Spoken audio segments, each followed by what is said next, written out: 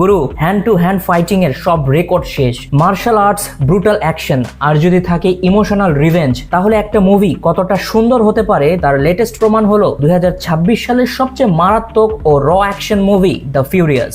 ভাই রে ভাই, কেউ যদি জিজ্ঞেস করে এই বছরের সেরা অ্যাকশন মুভি কোনটা, চোখ বন্ধ করে নামটা বলে দেওয়া যাবে। 2 ঘন্টার এই মুভিতে এমন সব ফাইট সিকোয়েন্স রাখা হয়েছে যা দেখে স্ক্রিনের সামনে আপনার হাত পা ঠান্ডা হয়ে যাবে। ডিরেক্টর কেনজি তানিগাকি হংকং এর এই অ্যাকশন সিনেমাটিতে অ্যাকশনকে অন্য একটা ডাইমেনশনে নিয়ে গেছেন। ক্যামেরার কাজ এবং ফাইট কোরিওগ্রাফিতে কোনো আননেসেসারি বা ফেক কাট নেই, যা আপনাকে একদম র অ্যাকশনের ফিল দেবে। প্রত্যেকটা পাঞ্চ আর হাড় ভাঙার সাউন্ড যেন স্ক্রিন ভেদ করে ফিল করা যায়। গল্পটা খুব সিম্পল বস, কিন্তু এর ভেতরের অন্ধকারটা বিশাল। গল্পের শুরুতেই আমরা দেখতে পাই ওয়াং হুইকে, যার চরিত্রে আছেন real life martial arts star শিহা মিয়াও। সে একদমই সাদাসিধে চুপচাপ স্বভাবের একজন মানুষ, কিন্তু তার জীবন পুরোপুরি এলোমেলো হয়ে যায় যখন তার ছোট মেয়ে রেইনিকে একটি হিউম্যান ট্রাফিকিং বা শিশু পাচার চক্র প্রকাশ্যে দিবালোকে কিডন্যাপ করে। কারাপ্টেড পুলিশ সার্জেন্টের কাছ থেকে কোনো রকম সাহায্য না পেয়ে সে নিজেই তার মেয়েকে বাঁচানোর মিশনে নেমে পড়ে। এই মিশনে তার সাথে অপ্রত্যাশিতভাবে যোগ দেয় নবীন,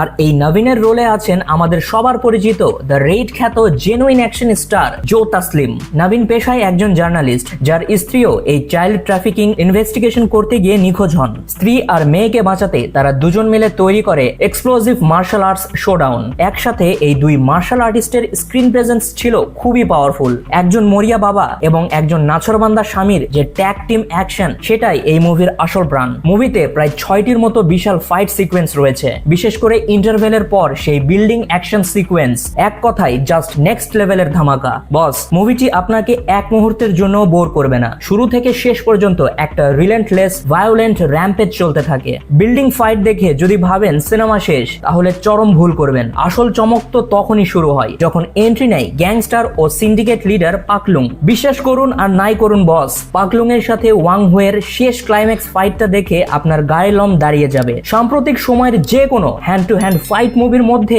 এই ক্লাইম্যাক্সটা একদম টপে থাকবে। ব্যাকগ্রাউন্ড মিউজিকটা যে খুব অসম তা নয়, তবে ঠিক যেসব জায়গায় এটি প্রয়োজন সেখানে অ্যাকশনের পারদটাকে দ্বিগুণ ভাবে বাড়িয়ে দিয়েছে। তো বস, যারা শুধু সুন্দর মিষ্টি প্রেমের গল্প চান, এই মুভি তাদের জন্য একেবারেই নয়। এটি একদম খাঁটি মার্কাটারি অ্যাকশন লাভারদের জন্য একটা আলটিমেট ট্রিট। পুরো মুভি জুড়ে আপনাকে শুধু চোখ ধাঁধানো অ্যাকশন দিয়ে এন্টারটেইন করার জন্য এর অ্যাকশন রেটিং থাকবে 10 আউট অফ 10। আর গল্পের সিম্পলিসিটি ও অন্যান্য সব দিক বিবেচনা করে ওভারঅল মুভিটার রেটিং আমি দেব 7.5 আউট অফ 10। তো গুরু, আপনি যদি একজন খাঁটি অ্যাকশন লাভার হন, তবে আজকেই দেখে ফেলুন দ্য ফিউরিয়াস। আর বস, যারা এই মুভিটি অলরেডি দেখে ফেলেছেন, তাদের কাছে এই মুভিটি কেমন লেগেছে তা অবশ্যই নিচে কমেন্ট করে জানাবেন। যদি ভিডিওটি ভালো লেগে থাকে তাহলে চ্যানেলটিকে সাবস্ক্রাইব করে পাশে থাকা বেল আইকনটি বাজিয়ে দিবেন। দেখা হচ্ছে নেক্সট কোনো ভিডিওতে। Till then, signing out.